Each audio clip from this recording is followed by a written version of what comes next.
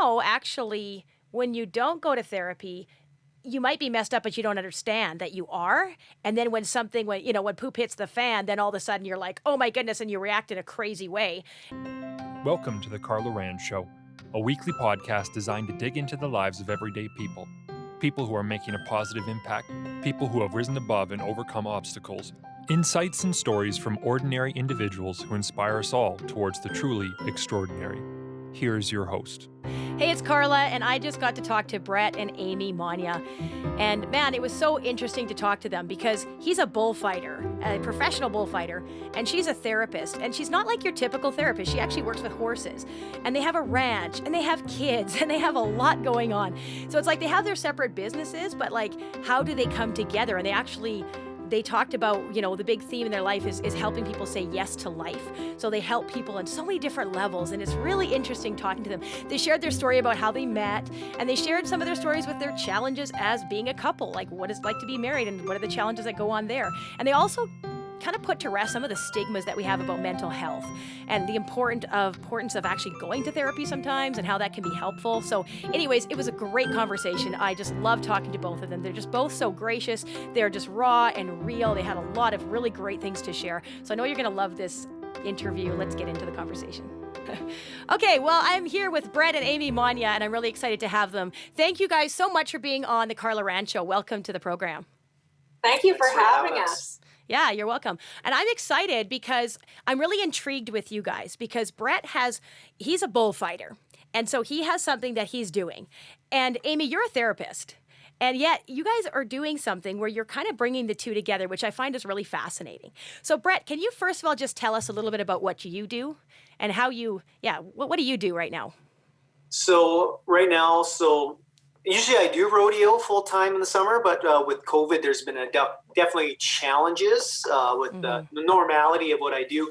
But I am a rodeo bullfighter. Usually people get misconceptions when I say bullfighter. They typically think of the Spanish bullfighting. Right. It's a rodeo, North American style bullfighter where my main job throughout my 19 years of being a bullfighter is protecting bull riders. Right. After After protecting them, I got to be able to understand animals, how they behave, to get around them, to keep myself safe as well. So it works hand in hand, kind of that, as a bullfighter. So yeah, I just wanted to clarify that up because usually lots of misconceptions about bullfighting. They think you're like stabbing the bulls or something, and you're like, no, I'm actually not. Some days I feel like it. No, I'm joking. I just wanted to clear that up. So that's kind of, like I say, I went to a bullfighting school back in 2001, and I've been doing it ever since. And wow. It's just all the major rodeos in Canada kind of thing. I started off, I went to a school, then I went to practice pens. Usually a practice pen is where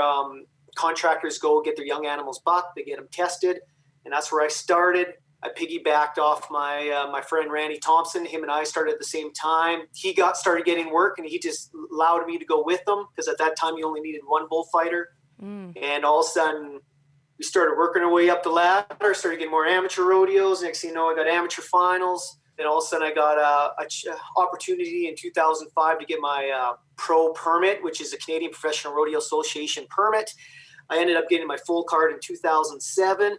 In the meantime, I started getting professional bull ridings at that time too. So next thing you know, I'm doing bigger rodeos. I started ended up getting the Canadian Finals Rodeo I'm terrible at numbers. I don't know how long. I've been there since 2012, maybe 2011, somewhere in there, but also been voted for the professional bull riding finals as well, which is, as a bullfighter, that's quite a feat because the top, in the CPRA, their top 12 contestants vote who they want to protect them at those finals. And like I say, I've been voted in numerous times, and same as the PBR Canada finals, I've been voted in there numerous times as well.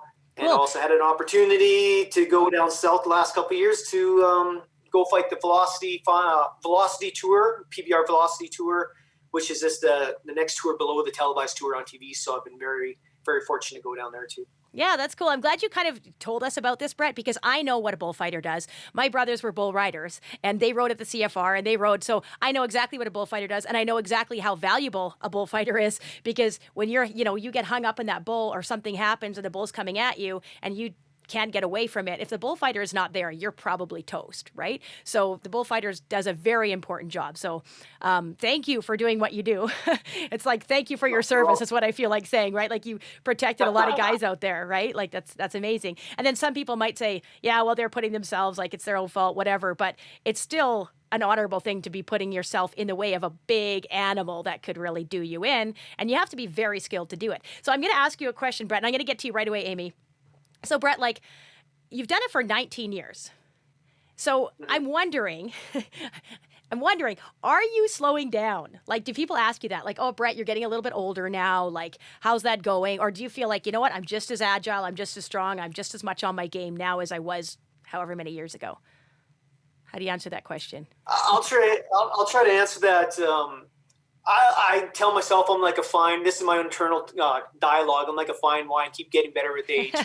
Maybe what I lack in agility compared to a 21 or 22-year-old, I gained that in experience and knowledge. So I believe once I quit getting better in my occupation, I think I just plateaued, and I think it's time to reevaluate what I'm doing out there. Right, okay. But it's always, Ask Amy is something I've worked at probably daily. It's been challenging with the times right now. I'm in the best shape I've ever been and not going anywhere. So my motivation's kind of been challenged lately, and just reevaluating and starting again kind of thing, and figure out what my goals are. Yeah, cool. Well, thanks, Brett. We'll get back into that after. But Amy, why don't you tell us a little bit about what you do? I know you're a therapist, but I don't know much more than that. So can you tell us kind of what you do? What does your work look like? What does your life look like? You bet. So I am trained as a therapist. My education's in social work. And I worked for the last 5 years, I've been in private practice. So prior to that, I worked in public settings in mental health. I worked at the Centennial Center for Mental Health and Brain Injury, which is the adult psychiatric hospital in Ponoka.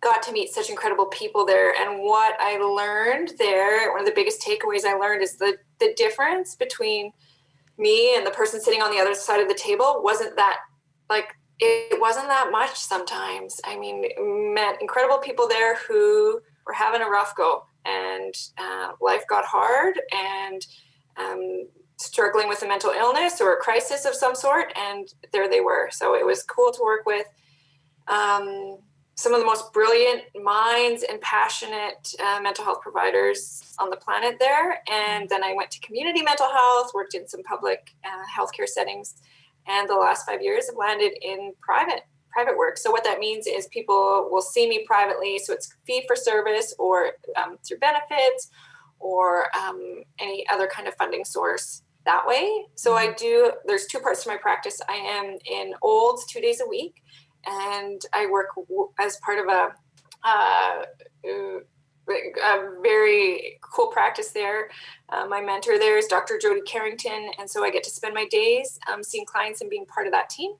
And then I also do equine facilitated counseling, so that happens here on our farm, and I get to do that 1 or 2 days a week, sometimes by myself. And then we do have a business partner that I work with, and we run groups together, and So the equine, and then all the other, like parenting and all that kind of stuff. Like parenting and all that stuff. Yeah. Okay. So the equine thing, how does that work? You get a horse out there, you start petting it, somebody pets the horse, they feel better, they go home. Is that kind of how it works, Amy? Or is it a little more complex than that? So it can be as simple as that and as complex as that. Like there's science to back that up, and I'm just like push Brett out of the way because I'm so excited about this. There's science to back that up, that there is oxytocin levels that go up in both mammals who are interacting, even if it's just like a pet.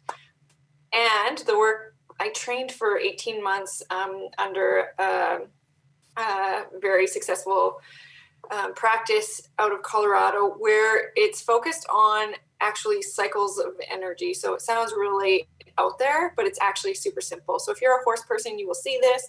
Horses out in the pasture, something scares them, they jump up and they run. And they will run until the leader stops, looks around and assesses, are we safe? And if they say, yes, we're safe, you'll see that like really quickly engaged energy come down. You'll see the horses shake, they'll blow, they might roll. So they go from grazing, freak out, move through it physically, come back and back to grazing. So you see those cycles. And as humans, we're very sophisticated in our thinking. So it's a beautiful thing, but the same cascade of hormones happen to tell us to do those things, but we don't because we're so sophisticated. So either it's not safe for us to move through, or like if we're on a bus and we're freaking out, not safe to freak out and jump off the bus, or to, get not socially appropriate to get angry at a grocery store, stuff like that. So it stops.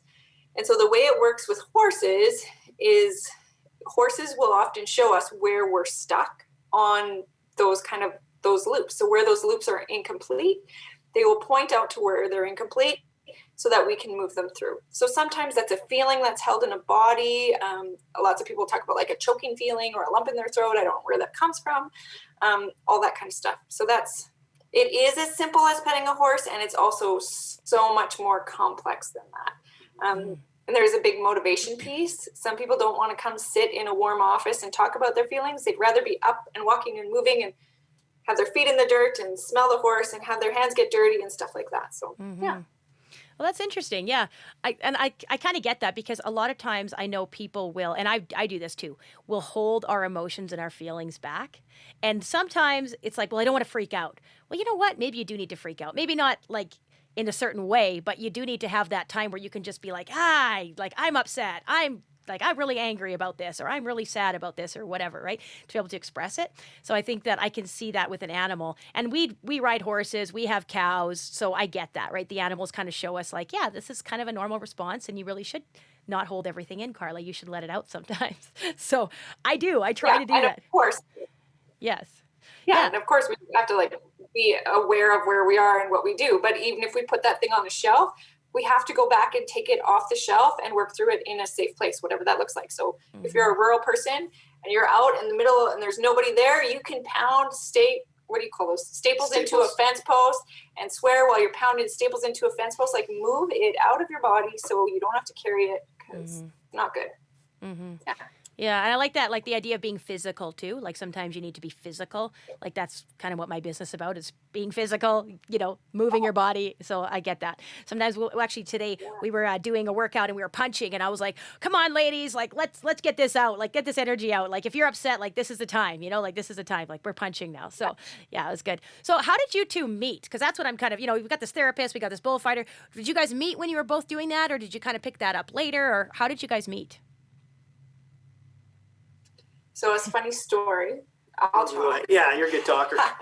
We were our best friends who married each other, but we were both highly introverted people and super shy. So we had known each other for a long time, a number of years, never talked to each other. We were also in very serious other relationships. So whatever. Then, can I just be honest? Okay. So then, we were single at the same time. I was spending a lot of time at these best friends' house. They were married. And my friend kept saying, like, you should really go on a date with Brett. He does all these things you want to do, like learn how to play. He plays guitar. You want to learn how to play guitar. He's a carpenter. You want to build things with wood, like all this stuff. And I was like, oh, man. Her name's Carla, too. It's like, oh, man, Carla, he's not my type. Like, he's just not for me. But the way I tell the story is that I went on one sympathy date and nothing went wrong. So we kept like going on dates, and over time, it grew. So it was different than I thought love was supposed to be. But I think our relationship is stronger now than it ever was. And I don't know if that was the same story for you, but yeah. Did you see it kind of the same? Tell us how you see it. We had she was always kind of through the mutual friends. We'd be at parties. We never talked to each other until one night, being rural, we're at a cow riding. We do a Halloween cow riding. You used to. You don't used to, not anymore. Up in Wetaskiwin, where I'm from. And she was there. Amy was there. And, of course, I never talked to her the whole night. But the next morning, our friend Carla's like, Brett, you should have talked to Amy. She probably would have made out with you. I'm like, oh, geez, would have made out with me. That'd been pretty awesome. But so maybe I should just phone her up and take her on a date if she's actually even interested. I would thought she'd never have interest in me. And I just phoned her up and said, hey, do you want to go hang out? The first day we went riding horses. No, you took me to dinner and a movie the first time. Really classy. Rode horses, and just kind of, like say, it grew from there. So there's another piece to this story too. So that cow riding, the music died, and so I pulled my car in. I had a little orange Cavalier, and I had like music on an iPod, and that was really, that's what you did at that time. You had music on an iPod. So I pulled my car in, rolled down the windows, and we were like rocking out to 80s music because I was dressed like a child of the 80s, whatever.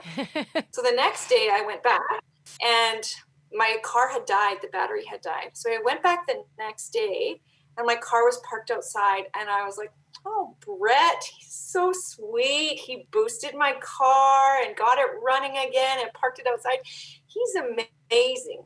And so I believed that until our wedding day, and those friends, Carla and Randy, said that thank you to Brett's dad for boosting the car, because otherwise he may have never connected. So anyway, there's a few parts to that story.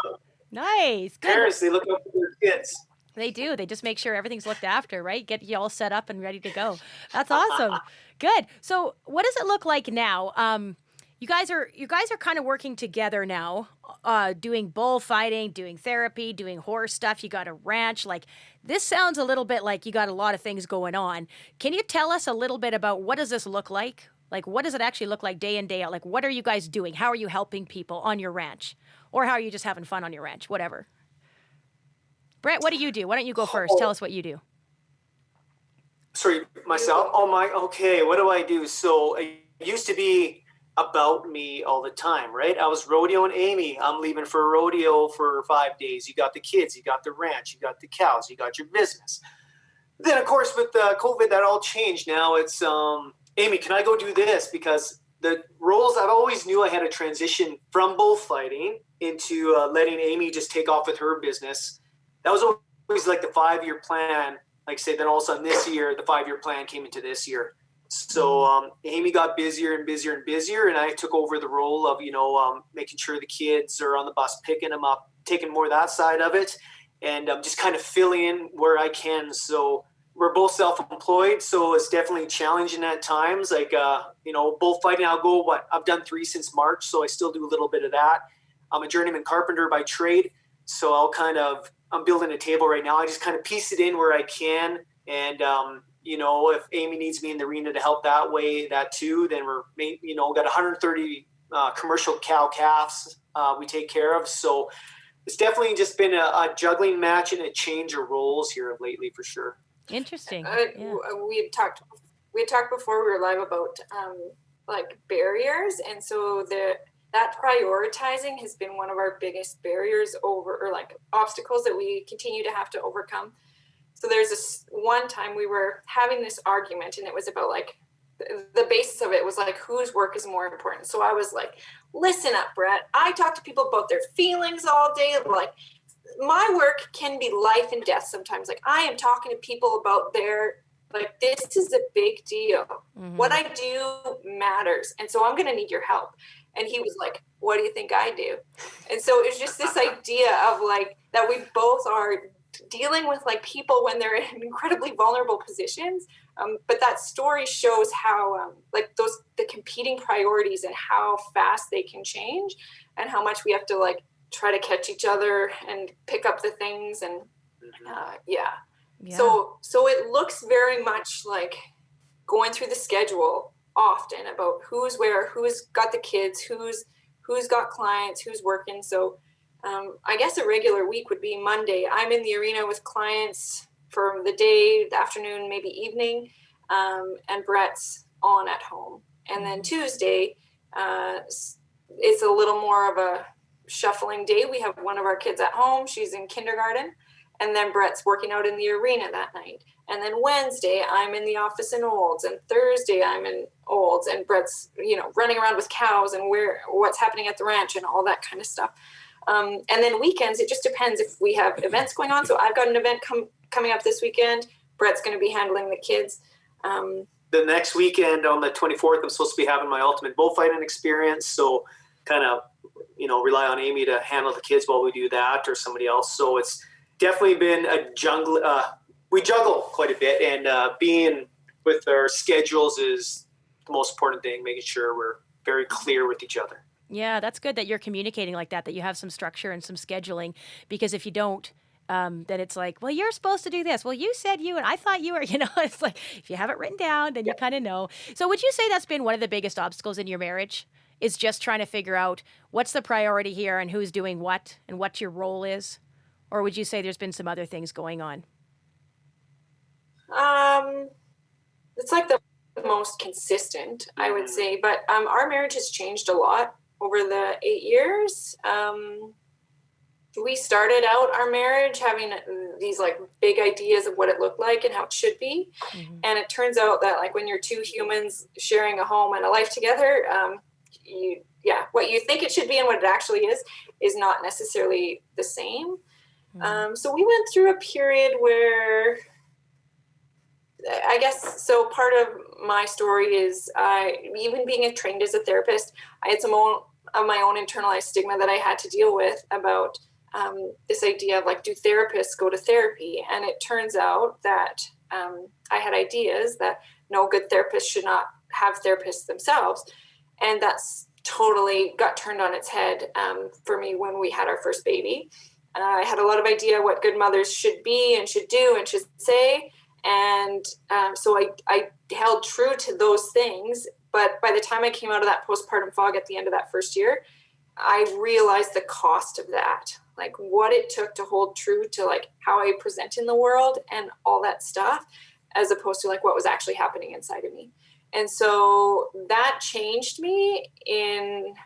There was a couple things happening at that time. I was doing the equine Gestalt coaching training program or whatever, but you have to do your own work as part of that program. It's not like just a checkbox thing. You actually have to. Because when you're working with clients, people who are telling you their deepest, darkest, you have to be pretty clean or clear or at least aware of your own stuff. Because if your own stuff comes up, you have to be able to do exactly what we talked about, like put it on a shelf for a moment and then get your butt to counseling or wherever you got to go to sort that out, so that you can keep showing up clean and clear. And so when you asked about our marriage, like that showed up in our marriage too. Kind of about the same time we moved to this farm. So that was 5 years ago, 4 years ago. 2015 we moved here, yeah. Yeah, I don't know if you want to tell. Then I think I used to be a lot harder, a little more intense. Intensity was a big thing with me. And of course, sorry, Amy has to run off. Being self-employed, of course, our girl's at home today and she's on watching Paw Patrol or something, so she'll be right back. Okay, but realizing for myself, I wanted to be that person I wanted my kids to grow up to be. So how do I do that? Reading books is fine. I loved self-improvement books, but I'm like, I needed a little more than that. So I went to a program called Choices, which is at the time was out of Calgary. I think they still run it. Then I still see when I really need to see a therapist again, I'll go see Angie, who works out of Arena and trains what Amy's trained in, and I'll go see her and take care of the things that I kind of need to handle. So that's been like, say, I started getting more skills, be able to open and communicate to Amy and to be able to better understand myself and how I move through this world. It's definitely been a game changer for me. Good. So I'm interested because your wife is a therapist. So what is it like having a therapist as a wife? Like, is that helpful because then your wife can like help you deal with your stuff? Or is it more like a pain because she's always like psychoanalyzing you? Like, what would you say to that, Brett? Would you say overall it's been helpful? Honestly, I think it's been awesome. Yeah, because she challenges my thought a lot of the time. Like I believe this. She's like, oh, maybe you should just think of it this way a little bit. Then I'm like, okay, maybe there's a different way to see things, right? So in a world full of color, we can't just live in black and white kind of thing. That's not my quote. That's a quote I heard from a song, but it's so true. And she definitely brings awareness to things where, maybe I need to be brought to awareness kind of thing. Yeah. And Amy, do you find that you have to kind of, isn't that amazing? Do you find that you have to sort of like give him therapy, or do you feel like you just don't want to go there? So every time he needs help, he's got to go to a therapist or a counselor or whatever. So it depends. Like, so those things where, and I would never say like, maybe you should think about it this way. I would never say it like that. I'm a lot more like polished how I would say that. Those are things that are like external or a little bit external. What he thinks about that thing over there or that, or like here. But and I think this is true, when I'm talking about someone I love, like I cannot be a good therapist for him. Because I'm too in it. I'm too vested in it. And we have to be able to show up as husband and wife and parents. And I can't be like, it's too close for me. And so I will often say, like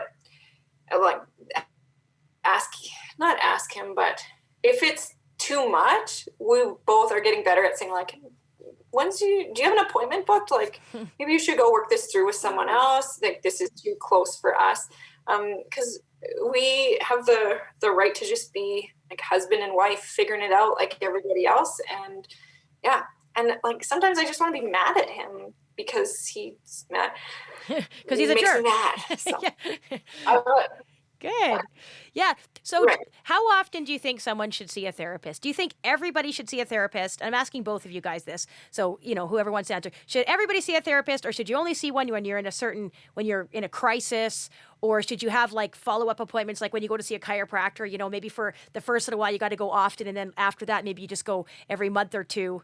How do you kind of view that? Is there a broad brush we could paint here, or does it really depend on the circumstance? What would you say? Can I answer first?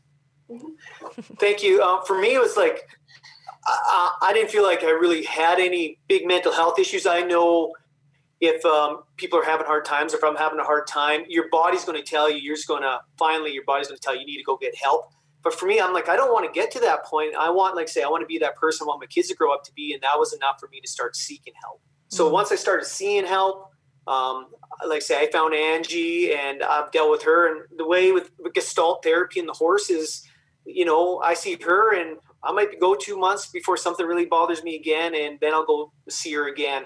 And, right now I'm seeing a hypnotherapist out of Carstairs. That really intrigues me, and what your self-talk and all that. So I've been seeing her, just got another appointment tomorrow. And it's kind of, for me, it's whatever you want, but if you think you need it, just go reach out and get help whenever you need that. Don't wait till you're at the bottom.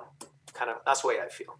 I don't know where I stand on this. Like I used to say, the world would be a different place if everybody had a therapist. Everybody saw a therapist, and that's a big. Doesn't get you a lot of friends at like a good country party to say that. I learned that to actually say that.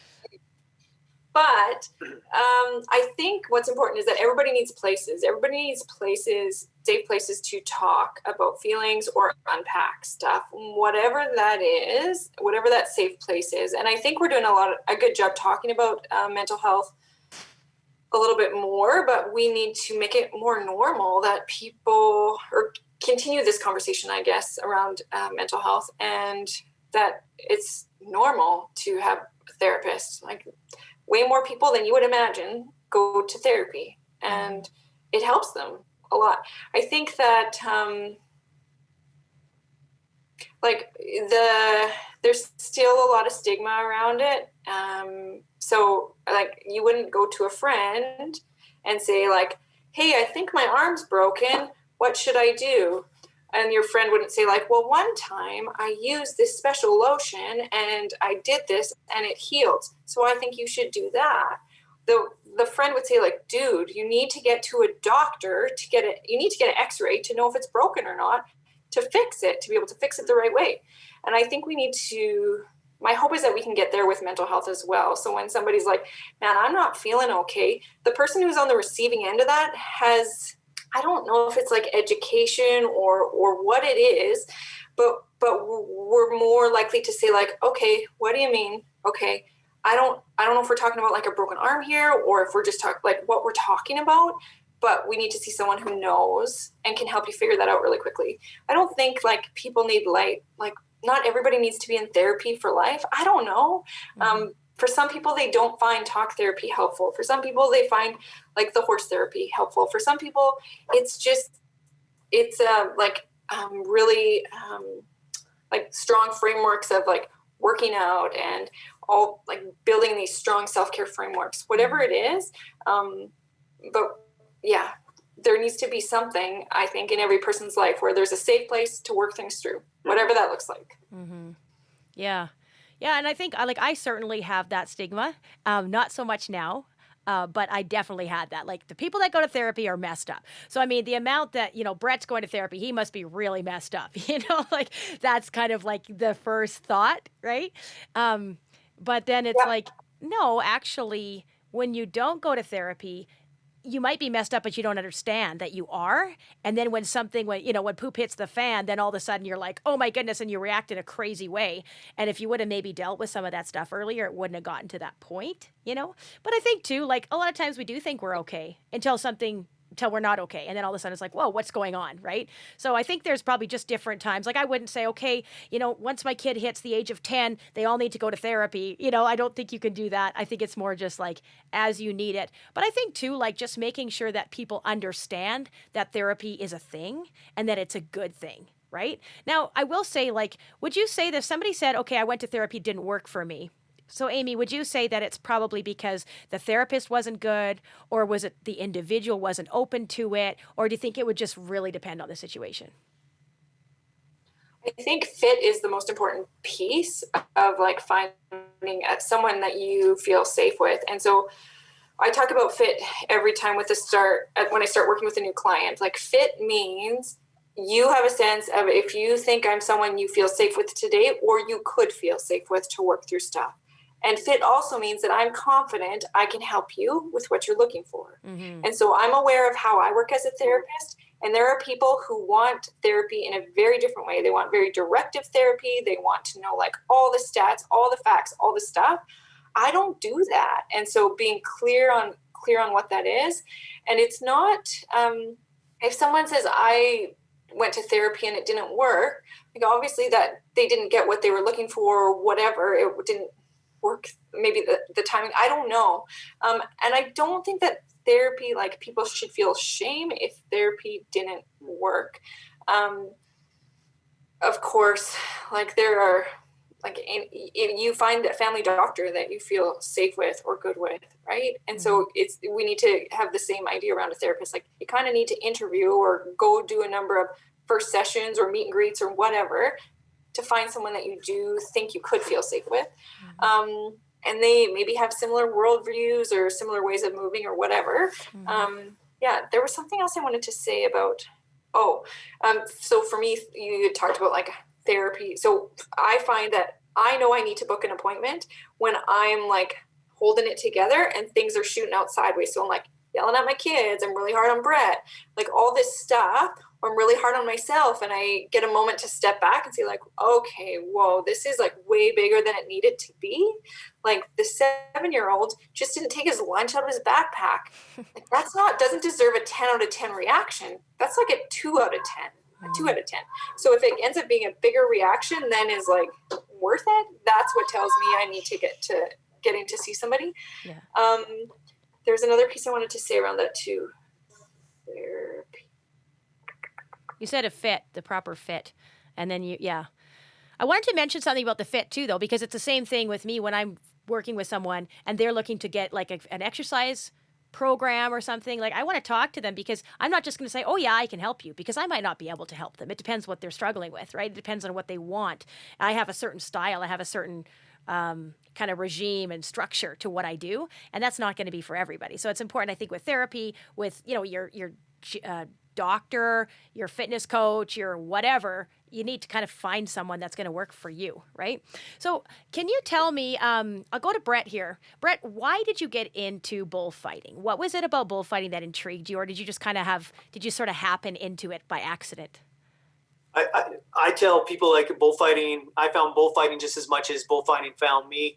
Like I say, I grew up in a rural community west of Wetaskiwin, on a farm west of Wetaskiwin, around cattle my whole life. And we grew up showing purebred cattle. We'd go to farm fair at shows during the Canadian Finals rodeo.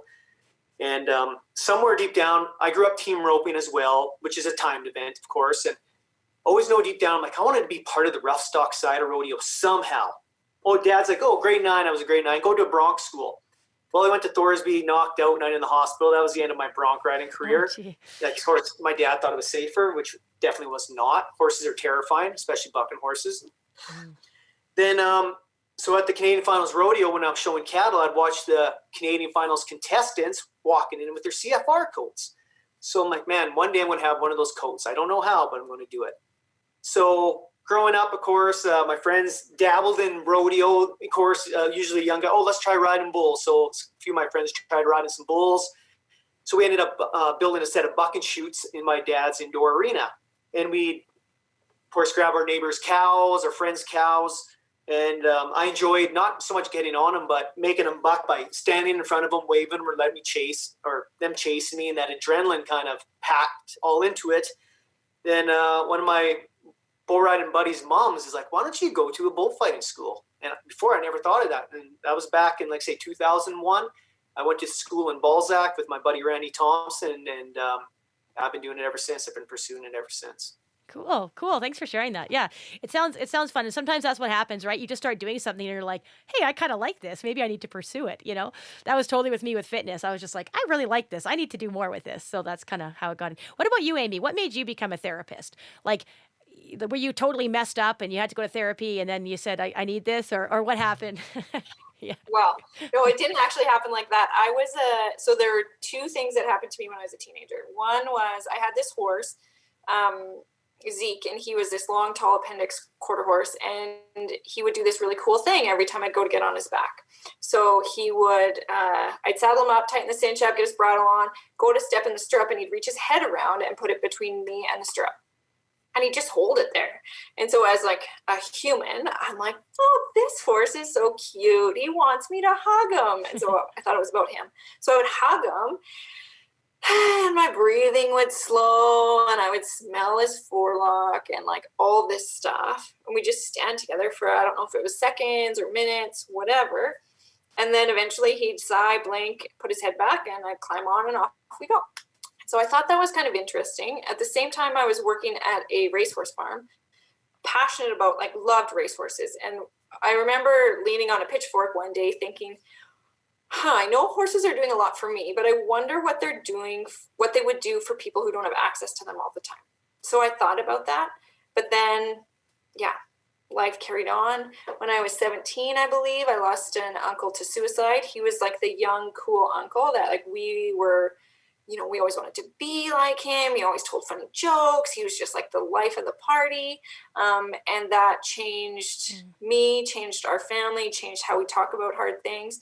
And that we do talk about hard things, as like awkward and hard as those conversations might be. Mm-hmm. We have those conversations now. And so I went away I thought I didn't like people, started in like a sciences degree program at Red Deer College. My roommate was taking social work. I was fascinated with what she was doing. And I'd always had this dream of marrying horses and helping people, but I thought it would be too hard, like too much work, too many years of school. I'm not up for that. Started in social work, went to school for like 7 years, and then did the 2-year or the 18-month program after to do the equine work. And I love it. It is the most, I feel the most, like the most connected. And it might seem woo-woo, but I believe when people are doing what they feel like they're meant to do, or like their purpose or passion, it's almost like a spiritual feeling. And so I feel very connected when I am sitting with people who are talking about the hardest, most vulnerable things, or the greatest love stories that were never told except for in those four walls. And it's amazing. And witnessing horses do the wildest things over and over again, when we're willing to listen, they show us stuff that I could never get to as a therapist in an office. So, Wow. Yeah, that's interesting. That's cool. So how are you guys, like, you both each kind of have the things that you're doing, but how do you kind of bring that together? Like, do you have something that's like a common thread that sort of helps you guys to kind of, I guess, work together on something? Or do you feel more like Amy has her thing, Brett has his thing, and those don't really mesh? What would you say? So there are a few things that would be like bringing us together, and that would have been how it was. Like, we were very separate, and now it's starting to like come together. So there's been a couple things. People will come to the farm for equine therapy, and they'll be like, "Are those cow, like what's happening? Tell me about the cows. They're fascinated about the cows, or there's a bottle fed calf in the barn and they want to see the calf and all the things. So there's like this natural interest back and forth, and same with people who would come like bullfighting, like what's this other stuff you're doing? And yeah, one of the like mottos that has come up lately is saying yes to life, and that is true like across what we all do, whether it's like agriculture, bullfighting, equine therapy. We're like supporting people to say yes to life, or people who want to say yes to life and are having barriers to that, whatever that looks like. Sorry, took that over. No, I think you kind of nail it. Like say we were very separate. Now we've been converging. Is that the right word? Converging. That's a good word. Thinking about converging. Yeah. And Amy and Angie run an equine youth program. Then okay, now how do we? So as part of that, I was usually at the start voluntold to be part of it, to be a horse handler. But now seeing what the kids experience, like say, I love being part of that. And okay, how do we throw the agricultural piece on it, which is, just connecting back to a simpler way of life, or connecting back to the land and animals. And those are things that we've been really working on lately, is not just talking about it. Okay, watch a video about cows or whatever. Let's let people come to our ranch and experience things here, get their hands dirty, because that's huge. To connect, to be mindful in the moment kind of thing is a game changer, I believe, in the way the world is going right now. And there's a couple of things, like we're getting generations away from people living on farms or having grandparents on farms. So that like that feeling that many people have of like, when I was on a farm, when I was there, when I got to see, like our youth are starting to lose that. And so we want to be able to provide that opportunity for people.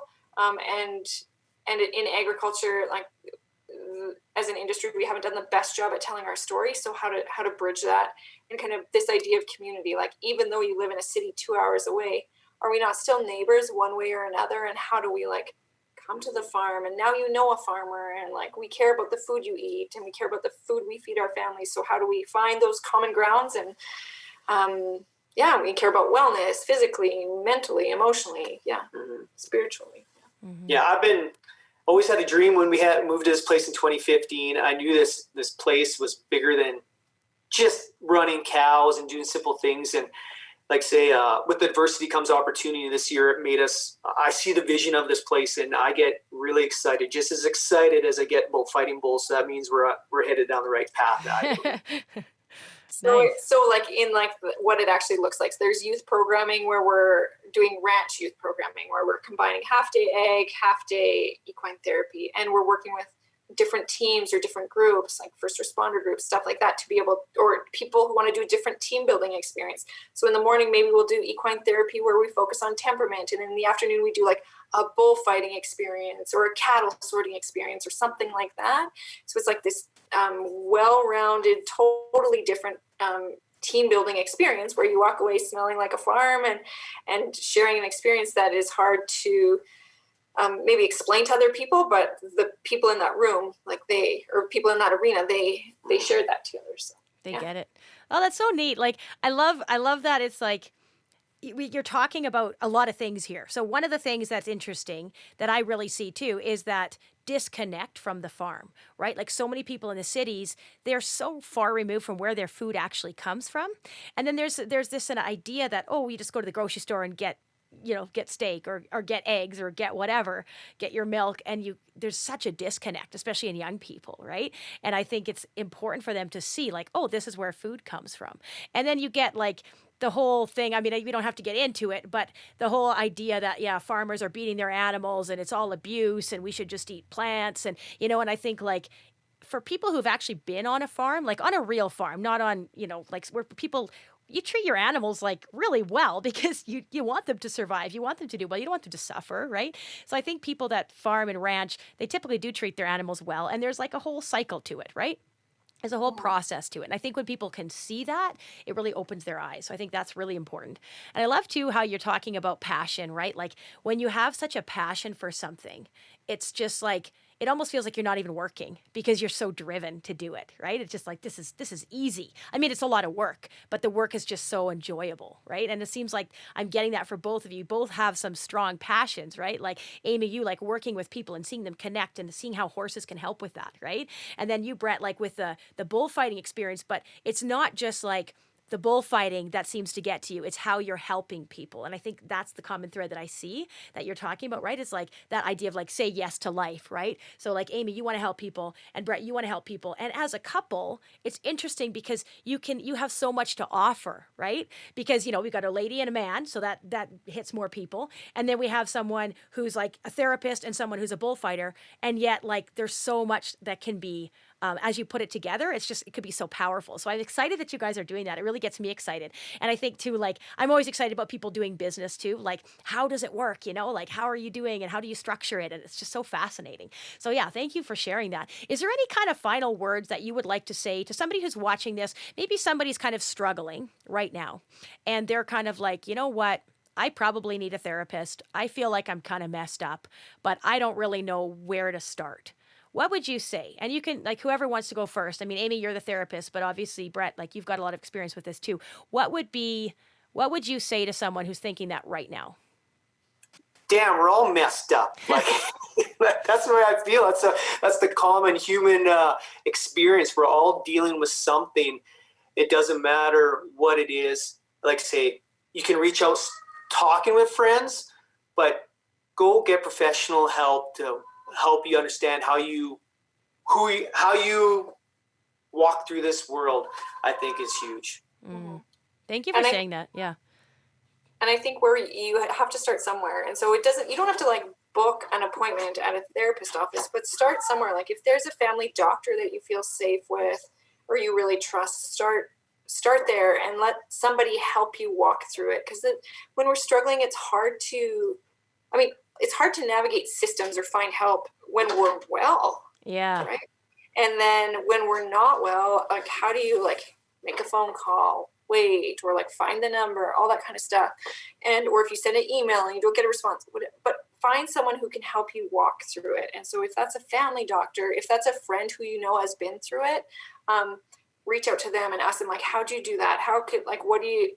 Where should I start? Like, how do I get moving? Mm-hmm. And there's something that Jody Carrington says that is, you can't tell them, you have to show them. So to sit here and say like, everybody needs to go to therapy. No, that's part of why people tell their stories, because I'm not saying everybody needs to share their story publicly, but when people do, or they've done some work and they feel like it's okay, I'm at a point now where my story, what if it has purpose to help somebody else? If they're at a point where they're feeling, well and have the like coaching or whatever to do that, it gives other people permission to do that. So whether you're doing it in a public platform or you're in a circle of friends and like, hey, remember last year when I told you I wasn't struggling? You know what I did? I went to therapy and it was like changed my life. Mm-hmm. Or like I went to my doctor and we talked about it and I tried some meds or whatever that answer looks like for you. If you talk, like if you have circles or people you can talk about that, you show them and you start giving, not that people need permission, but it like says that like we're human, we're okay. All struggling, yeah, and we all need help at some point. Yeah, because I think it's that idea that, oh, I'm so messed up and everybody else has it together. But I think that a lot of that comes from social media too, right? Or just that face that you're putting on. Like, Amy, you kind of talked about that, right? Like, this is the way, a marriage is supposed to look. This is the way a mom is supposed to look. And so when you're not being, I think, authentic all the time, I think that can make it more challenging too, because you hold things in. But I think like there's so much to it, right? Like the way that you're raised, your like the way that you naturally are, your personality, your character, like there's so many things at play here. I think for me, the thing that's really hard is allowing somebody to help me, to actually just kind of go there as if you were like, bleeding all over the place and you were going to die and you were like, help me. And somebody would like, oh, I got to help her, right? But to be able to say that in a mental health way, like just be able to say, you know what? Yeah, I do need help. Like I find that's really hard. I think a lot of people are like, no, I got this. You wouldn't say that if you're bleeding to death, but even though your mind might be, exploding, you still feel like, no, somehow I got this. So I think that's what I would say to people too, is like, just like let somebody help you. You have to let somebody help you. And that's very uncomfortable for some people, very uncomfortable for me. I don't like letting anybody help me because I'm here to help everybody else, right? So that's kind of like, that's the idea, I guess, for whatever reason that I have. And I think a lot of people have that kind of like, I can handle this. So yeah, so thank you guys for sharing that. I want to kind of close, basically just, can you tell us where people can learn more about you? Where would somebody go if they wanted to hear more about what you're doing? And I want to say one more thing about that too. You're doing that ultimate bullfighting experience. And I want to try to get down for that, Brett. I just think it would be so cool. Like when I was talking to you, I was like, that would be so cool. And I think a lot of people that are watching, they're like, I don't really get that. And like Amy kind of said, there's this experience that you don't understand. It's hard to explain. It's hard to explain what it's like to be with the animals, to do the bullfighting, to do the horse therapy. It's hard to explain. I think it's one of those things that you just have to go and experience. And then once you've done it once, you're like, oh, now I get it, right? It's kind of hard to explain. Anyways, but yeah, tell us, where would people go to find you? Where's the best place? Facebook, Instagram, websites, that kind of stuff. So yeah, it's just Brett Monea, Facebook, Instagram, or you can check out our website at www.rafteru7.ca, and a lot of our programming and history and pictures of us are all that kind of on there. So that's how. And how else do they find you? That's probably the best place to start, like, because then you can find the rest of us through there. And then Instagram's probably where I am the most. Instagram and Facebook, and my Instagram is Herd Wellness, HEARDWELLNE 55. Because it turns out I'm not actually good at technology, so I registered for about 15 different names because I didn't think it was working. But that's the one I actually use. And then it's Herd Wellness Through Horses on Facebook. So yeah. Cool. Well, thank you so much, Brett. Thank you, Amy. I look forward to just continuing to connect with you. And that's where I first connected with you, was through Brett's Messenger, I believe, on Facebook. So you guys, that's a good place to go, or check out Amy's stuff on Instagram, and check out your website. And I'll post some of that stuff too when we put this up for you guys. But yeah, thank you so much for being here. I really appreciate this conversation.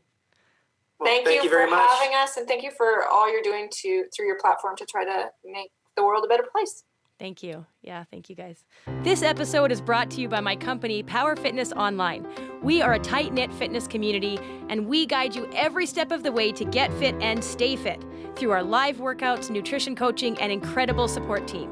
Go to powerfitnessedson.com to learn more. Thank you for tuning into the podcast today. If you enjoyed it, please leave a positive review on Spotify, Stitcher, Apple Music, or wherever you're listening. And if you're watching on Facebook or YouTube, I would love to see your comments. I would love to know what you think about this episode and interact with you. I love hearing from you. Once again, I'm Carla Rand, and this is The Carla Rand Show, and I can't wait to see you next week for our next episode.